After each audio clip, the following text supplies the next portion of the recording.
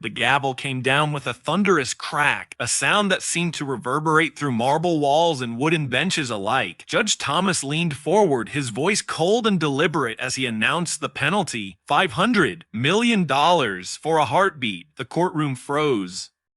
Then the air fractured with a chorus of gasps, murmurs, and stifled cries. Spectators shifted uneasily, reporters scribbled furiously, and even the bailiffs glanced at one another in disbelief. It was more than a fine, it was a spectacle, a punishment so grotesquely outsized it felt less like law and more like theater. Eyes darted toward Jasmine Crockett, the congresswoman who had dared to challenge the system. She sat still, shoulders square, expression unreadable, while the figure of $500 million hung over her like a guillotine blade. For many in the room, the verdict seemed unthinkable. How could a single woman be fined an amount greater than the fortunes of entire corporations? And for what? For speaking truth. For standing tall in the face of arrogance. The judge's face was rigid, almost smug, as if savoring the silence that followed his decree. He had wielded the gavel not merely as an instrument of order, but as a weapon meant to intimidate. His message was unmistakable. Dissent carries a price, and that price will be ruin. The symbolism was not lost on anyone. This was not a matter of dollars and cents. It was an attempt to crush dignity, to humiliate a voice that refused to bend. In the hush that settled after the ruling, the weight of that injustice pressed on everyone's chest. Some lowered their gaze, unwilling to meet Crockett's eyes, as though the shame belonged to them too. Yet she did not bow her head. She did not fidget or fold her hands in defeat. Instead, she inhaled slowly, her calm defiance radiating across the room like a quiet storm. Even in silence, she seemed to be speaking, that she would not be broken, that the fine meant nothing compared to the truth she carried. The gavel might have struck, but the real blow had not yet landed. Because in that silence, Jasmine Crockett was already preparing a response that would shake the chamber to its core. To understand the weight of Judge Thomas's decree, one had to step back and see it against the larger canvas of American justice.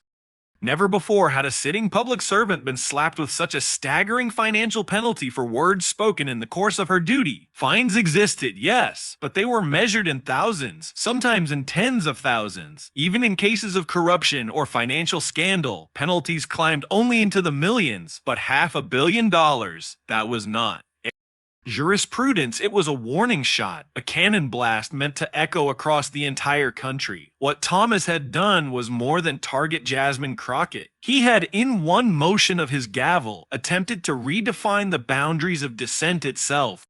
If her words could cost $500 million, then what would become of the next voice, of the next young activist, the next congresswoman, the next ordinary citizen who dared to speak truth to power? The chilling effect was immediate and unmistakable. Speak out and risk annihilation. Stay silent and survive. It was the oldest trick in the playbook of oppression, dressed up in the robes of authority. The courtroom felt that weight pressing down. Even those who did not side with Crockett understood the precedent being set. The punishment was disproportionate, grotesque, and deeply political. This was not justice. This was spectacle masquerading as law, and Thomas knew it. His reputation had been built on wielding power with iron certainty, on sending messages that echoed beyond his courtroom walls. To him, this was legacy, a display of dominance that would remind anyone watching where real authority lived. But the stakes for Jasmine Crockett were different. For her, it was not simply about money or reputation. It was about survival, about credibility, about everything she had worked for. Her voice was her weapon, her armor, her gift to those who had entrusted her to speak for them.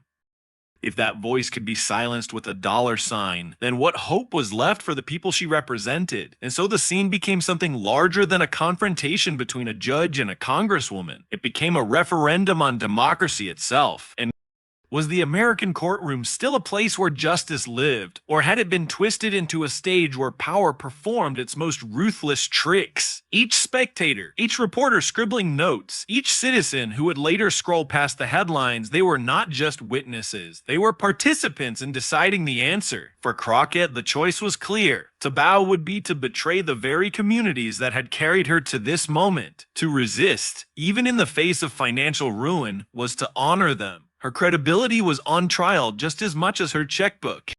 And across from her, Judge Thomas's reputation stood in balance too. He was not just punishing her, he was gambling his own legacy. If she fell silent, he would emerge unchallenged, towering as an untouchable figure of authority.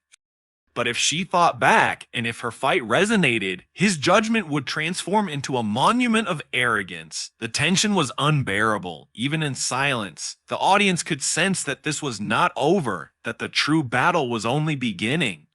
What Jasmine Crockett did next would not only decide her own fate, it would ripple outward, shaping the perception of power and resistance for millions watching beyond those walls. And what she did next would flip the courtroom and the pod nation upside down, top of form, bottom of form. Long before the gavel came crashing down on Jasmine Crockett, Judge Thomas had cultivated a reputation as one of the most imposing figures in the American judiciary. To some, he was a guardian of tradition, a man who wielded the law like a sword against chaos. To others, he was the very embodiment of corruption dressed in robes, a figure who confused authority with infallibility and justice with domination. His career was littered with rulings that made headlines, not because they advanced fairness, but because they showcased his unyielding hunger for control. In the early years, Thomas had been a rising star, celebrated by his peers for his sharp intellect and commanding presence in the courtroom. But with every promotion, his confidence hardened into arrogance. The robe became less a symbol of service and more a shield of untouchable power. Those who entered his courtroom quickly learned that questioning him, even respectfully, was an invitation for humiliation. Attorneys who pushed too hard, activists who challenged too boldly, and witnesses who spoke too freely often found themselves silenced, fined, or dismissed with a flick of his hand. Patterns began to emerge. Civil rights lawyers noticed the trend of his decisions leaning consistently toward the powerful and against the marginalized. Journalists tracked his habit of cutting off testimony when it threatened the interest of elites. For Judge Thomas, dissent was not part of the democratic process. It was an inconvenience to be swatted down. And every act of silencing only deepened his sense of invincibility. There were whispers of impropriety too, lavish dinners with political donors, backroom meetings with influential lobbyists, and rulings that seemed suspiciously aligned with the interests of his benefactors. Investigations surfaced now and then, but they fizzled quickly, buried under procedural delays or overshadowed by flashier scandals elsewhere. Thomas knew how to survive the spotlight. He positioned himself as immovable, above reproach, the judge who could not be touched. This persona was not just strategy. It became his identity. In interviews, he spoke of discipline and order, but his tone often dripped with disdain for those who dared question him. He framed himself as the last line of defense against what he called emotional politics. His supporters lauded him as a bulwark of tradition. His critics, however, saw a tyrant cloaked in legal language, using his bench as a pulpit for ego rather than justice. By the time Jasmine Crockett entered his courtroom, Judge Thomas was at the peak of his self-assurance. To him, she was just another opponent, young, fiery, outspoken, and therefore predictable. He believed he had seen her type before, challengers who stormed in with bold words, only to leave broken under the weight of his gavel. His history reinforced the expectation. He had silenced senators, crushed activists, and scolded attorneys who dared to raise their voices. In his mind, Crockett would be no different. And so when he declared that astronomical fine, he did so with a sense of theater. He imagined her shoulders slumping, her fire dimming, her credibility evaporating before the crowd.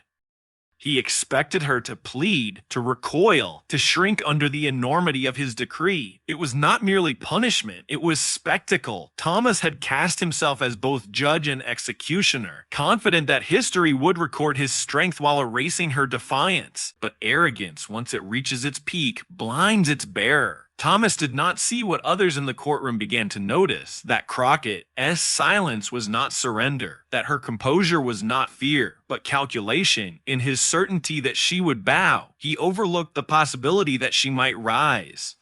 He failed to understand that power built on intimidation is fragile, brittle, ready to shatter when confronted with dignity that refuses to yield. The irony was rich, though he could not see it. For years, he had silenced voices and crushed opposition, believing each act cemented his legacy of strength. In truth, each act was writing the prologue of his downfall, stitching together a narrative of overreach that waited for a single spark to ignite. And in Jasmine Crockett, that spark had entered his courtroom, steady, unflinching, and ready to blaze. Judge Thomas believed he had staged the perfect performance, that the final act was already written in his favor. But arrogance has a way of writing its own downfall. That says, like, long before her name echoed through courtrooms and headlines, Jasmine Crockett's story was written in grit, sacrifice, and a refusal to be defined by limitations others tried to place upon her. She did not come from dynasties of wealth or corridors of privilege. She came from the everyday struggles of working families, where dignity was earned through persistence and where silence in the face of injustice was never an option. Because a young woman, Crockett understood what it meant to stand out in spaces where she was not expected to belong. She faced the condescending glances, the whispered doubts, the patronizing tones of those who believed leadership was reserved for a select few, but every slight became fuel. When classmates underestimated her, she outperformed them. When mentors tried to steer her towards safer paths, she carved her own. The message was always clear: resilience would be her inheritance, and courage her only currency. Her entry into public life was not easy. Every step forward was met with obstacles designed to push her back. As a lawyer, she took on cases many others avoided, cases involving the poor, the silenced, the forgotten. She became a voice in courtrooms where voices like hers were rarely heard, challenging prosecutors, holding police accountable, and standing shoulder to shoulder with families who had been told their lives didn't matter. Those battles forged her steel. They taught her that truth, when spoken with clarity and conviction, could bend even the most rigid institutions. When she entered politics, the spotlight grew harsher, and so did the resistance. Critics attacked not just her positions, but her identity, her race, her gender, her very presence in the halls of power. They mocked her passion, calling it anger. They dismissed her eloquence, calling it noise. They belittled her persistence, calling it desperation. Yet she absorbed it all and transformed it into momentum. Each insult became a stepping stone, each dismissal another reason to keep speaking. Her rise to prominence was not built on polish, but on authenticity. She did not pretend to be untouchable or perfect. Instead, she embraced the imperfections of her journey and turned them into connection points. Voters did not see a distant politician. They saw a fighter who carried their struggles as her own. She became known for her fiery defenses on the House floor, her unwillingness to let arrogance go unchecked, and her insistence that dignity belonged to everyone, not just the privileged few. Behind every speech, every confrontation, every viral clip was a lifetime of preparation. The long hours of study, the endless nights in courtrooms, the moments of doubt she had crushed into determination. Crockett had been tempered like iron in the forge of adversity, each challenge sharpening her resolve. She did not just know struggle, she embodied it, and that gave her a kind of authority no robe, no gavel, no decree could strip away. By the time she stood in Judge Thomas's courtroom, she was not merely a congresswoman facing a fine. She was the culmination of every battle she had ever fought, every barrier she had ever broken, every voice she had ever represented. To the judge, she was a target, another challenger to be silenced. But to those who knew her story, she was something else entirely. She was a fighter who had been preparing her whole life for a moment like this. Those watching closely could sense it. The way she held her posture, unbending. The way her silence hummed with defiance rather than fear. The way her eyes locked forward, refusing to acknowledge the weight of $500 million as anything more than another obstacle to overcome. She had stared down worse in principle, if not in scale, and she had always walked forward. This was not the story of a woman cornered. This was the story of a woman rising, yet again in the face of impossible odds. For every critic who had dismissed her, for every opponent who had tried to erase her, for every voice that had told her she did not belong, this moment was the answer. And so when the gavel fell with a sound meant to crush her spirit, Jasmine Crockett did not cower, she rose. Top of form, bottom of form. The silence that followed Judge Thomas's thunderous decree stretched long enough to feel like eternity. Most defendants in Crockett's place would have crumbled, pleaded, protested, or fallen quiet under the crushing weight of $500 million. But Jasmine Crockett did none of those things. Instead, she straightened her back, lifted her chin, and fixed her gaze squarely on the man who had just tried to bury her. $500 million. she said, her voice steady, carrying across the chamber like a stone skipping over still water. That's not a fine. That's fear, dressed up in numbers. Gasps rippled again. Some leaned forward in their seats, sensing the spark of something dangerous, something alive. Thomas narrowed his eyes, gripping the gavel like a weapon. Order, he snapped. This is not your stage, Congresswoman. You will answer to the court, not grandstand before it. But Crockett didn't flinch. With respect, Your Honor, when the penalty is this outrageous, the people deserve to know what it really means. This isn't about me, it's about silencing anyone who dares to challenge you. The words cut through the chamber, sharper than any gavel crack. Reporters scribbled faster. Spectators turned toward one another, whispers igniting like sparks in dry grass. Thomas slammed the gavel again. You will restrain yourself. This courtroom will not be turned into a circus. She tilted her head slightly, a faint trace of a smile flickering. The circus began the moment you turned justice into theater. The judge's jaw tightened. His voice rose, no longer calm, but edged with visible anger. You are out of line, Congresswoman. Crockett's reply was calm, almost serene. No, Your Honor. I am exactly in line, standing where every American has the right to stand when power overreaches, on the side of truth. The contrast between them could not have been starker. He barked, red-faced, slamming the gavel harder with each interruption. She remained poised, her tone even, her cadence deliberate. Each exchange made it clear who was losing control, and the courtroom felt it. The spectators no longer shifted nervously. They leaned in, riveted. They saw Thomas sweating under the robe, his voice straining to maintain dominance. They saw Crockett speaking with a calm that only strengthened as his fury mounted. The energy of the room had begun to shift, subtle but undeniable. Thomas sensed it too, which only deepened his panic. I will not tolerate disrespect in my courtroom, he thundered, his voice echoing off the walls. But Crockett met his roar with a whisper that carried louder than his shout. Respect is earned, Your Honor, not demanded. The words landed like a hammer blow, not shouted, but spoken with such clarity that silence followed, heavy and breathless. For the first time, Thomas did not immediately slam his gavel. His hand trembled slightly above the block, as if he realized every strike only underscored his desperation. The tension was unbearable. It hung in the air like a storm about to break, every pair of eyes fixed on the unlikely duel one side. A robed titan of the bench, the other a congresswoman refusing to bow. The balance of power, once tilted so heavily toward Thomas, was shifting with every calm syllable that fell from Crockett's lips. And then, with the entire chamber holding its breath, she delivered the blow he never saw coming. Top of form. Bottom of form. For a long moment after her whisper, the chamber held still, frozen in the kind of silence that swallows whole rooms. Judge Thomas, still clutching his gavel, leaned forward as though sheer proximity could smother her defiance. But Jasmine Crockett didn't move. Her eyes locked on his, unblinking, calm, steady. And then she began. $500 million, she said softly, letting the words breathe in the air. Not because of any crime, not because of any fraud, but because I dared to speak the truth. Tell me, Your Honor, what kind of justice system punishes words more than it punishes violence? A murmur rose from the gallery. Reporters lowered their pens just long enough to exchange stunned looks. Crockett let the moment hang, her silence louder than any gavel strike. Thomas slammed the block. You will not lecture this court, but Crockett didn't flinch. This isn't a lecture, she replied. This is an indictment, not of me, but of you. Because this fine isn't justice, it's fear. Your fear. And fear that large can't be hidden. In tan. To tense, gasps again, like waves crashing against the walls. Thomas's face reddened. You are dangerously close to contempt, her voice cut through. Low and unwavering contempt. The only contempt here is the contempt you've shown for the Constitution. The chamber erupted in murmurs, some people even clapping before bailiffs barked for order. Thomas's hand trembled as he raised the gavel once more, but the sound of his strikes was no longer commanding. It was desperate, like thunder chasing lightning that had already lit the sky.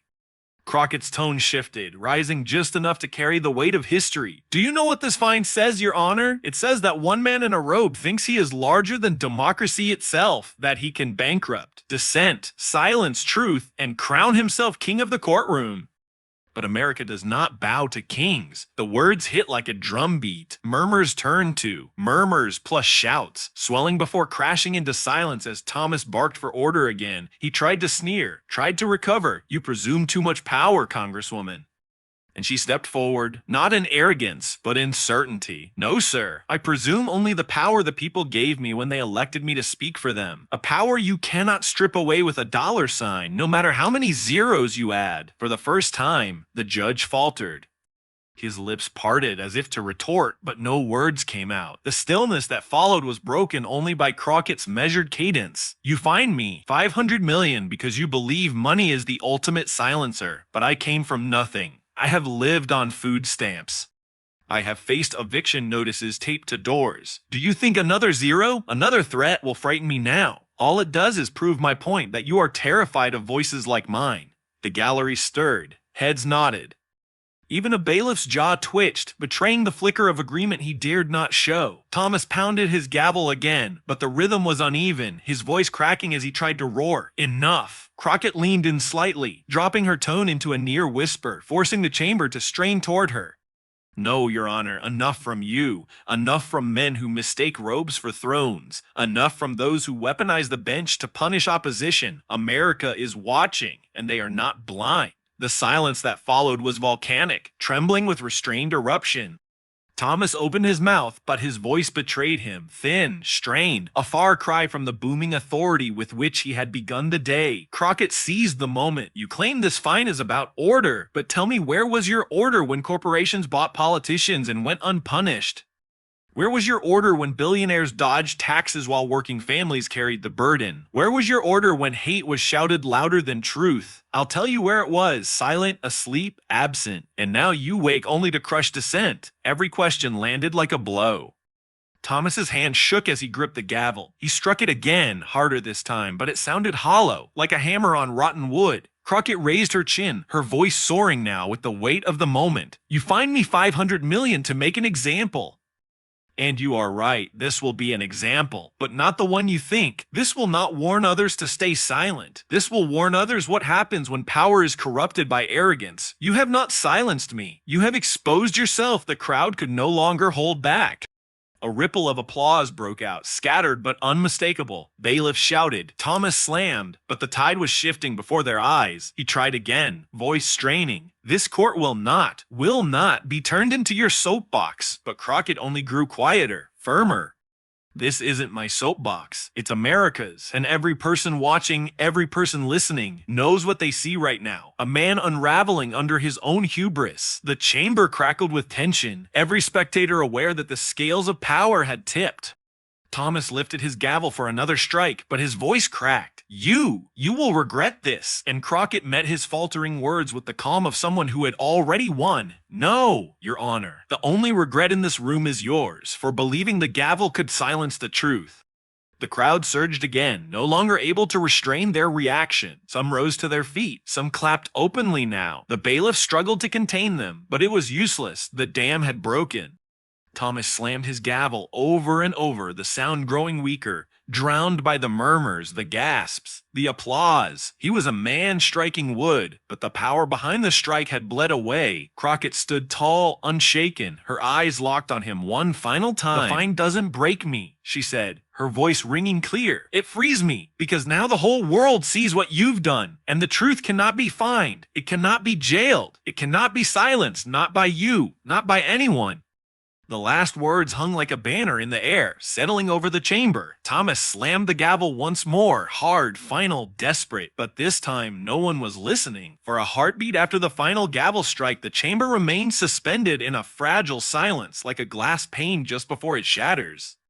Then came the whispers, hushed at first, then swelling into a chorus that even the bailiffs couldn't suppress. A woman in the gallery smiled through tears. A young man clutched his chest as though he'd just witnessed history. Applause rippled again, restrained yet unstoppable. A rebellion wrapped in polite hands meeting. Reporters scrambled toward the exits, phones already buzzing, knowing they'd just captured the story of a lifetime. Courtroom sketch artists dropped their pencils mid-stroke, realizing their images would soon become relics beside the viral clips flooding the internet. Jasmine Crockett hadn't just defied a judge. She had staged a revolution in real time, and cameras had caught every second. Within minutes, the first 30-second clip hit Twitter, then Instagram, then TikTok. Her line, "Respect is earned, Your Honor, not demanded," looped endlessly, each replay landing like a lightning strike. By nightfall, hashtags exploded across every platform. Pound Crockett clapback, pound Gavelgate, pound fear in numbers. On cable news, commentators abandoned their usual scripts. One conservative anchor stammered through visible discomfort. Whether you agree with her politics or not, that was something. Progressive outlets erupted in praise. This wasn't just a defense, one analyst declared. It was a dismantling of power, live on national television. Celebrities chimed in within hours. Musicians quoted her lines. Actors posted reaction. Videos wide-eyed, mouthing her words alongside the clip. So a Pulitzer Prize-winning author tweeted, "This is what courage looks like in the face of tyranny." Overnight, Crockett transformed from a defiant congresswoman into a global symbol of resistance. Meanwhile, Judge Thomas became a caricature, a symbol of bloated authority undone by his own rage. Memes sprouted instantly, him slamming the gavel while captions read, "When you lose the argument but still have the hammer," or "louder doesn't mean stronger." His legacy, once fortified by decades of rulings, now teetered precariously, overshadowed by a single day where his voice cracked and his power faltered. But the most powerful reactions weren't just online. They were in living rooms, classrooms, and break rooms across the country. In immigrant households, parents replayed the footage for their children, saying, "See, that's what it means to stand tall." In historically marginalized communities, her defiance felt personal, like a mirror reflecting their own long-silenced voices. Teachers wove her quotes into lessons on civic courage. Church sermons cited her as an example of modern-day David against Goliath. Protest organizers adopted her words on placards. The truth cannot be fined. It cannot be jailed. It cannot be silenced. Everywhere, ordinary people seemed to stand a little taller, walk a little prouder, because Crockett's defiance wasn't just about one congresswoman against one judge. It was about the possibility of turning the tide when the odds seem impossible. Still, the political storm raged. Allies of Thomas rushed to defend him, calling Crockett's actions reckless grandstanding, warning of erosion of judicial authority. Yet their voices felt flat, drowned beneath the cultural swell. Even their criticism only amplified her reach, driving more eyes to the very footage they hoped would fade. Crockett herself stayed silent in the hours after, issuing no statement, giving no interview. Her silence only deepened the mystique. While the world dissected her every word, she allowed the images to speak for themselves. A calm woman standing tall as a judge crumbled before her. And as the night stretched into dawn, one truth became undeniable. This was no longer just a courtroom drama. It had become a referendum on power itself. Commentators began saying the quiet part aloud. If a single congresswoman can stand against the highest court in the land and turn the gavel into a symbol of weakness, what else might be possible? What other truths can no longer be silenced? The clip had crossed oceans now, translated into subtitles in Spanish, French, Arabic. International outlets replayed the showdown as though it were a championship bout, hailing it as America's courtroom revolution. Crowds abroad waved signs quoting her words, proof that the resonance had leapt borders.